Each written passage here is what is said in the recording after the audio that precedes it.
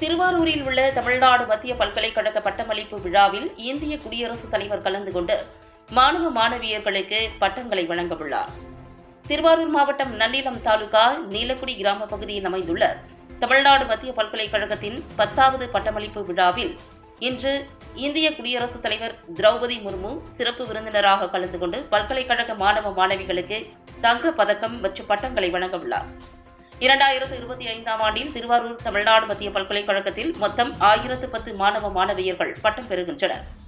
இதில் மாணவர்கள் 568 பேர், மாணவிகள் 442 பேர் ஆவார்கள். இதில் 45 மாணவ மாணவியர்கள் தங்கப் பதக்கமும் 44 மாணவ மாணவியர்கள் முனைவர் பட்டம் பெறுகின்றனர். இதில் 771 மாணவ மாணவியர்கள் நேரில் இந்திய குடியரசுத் தலைவரிடம் பட்டம் பெற உள்ளனர் என்பது குறிப்பிடத்தக்கது.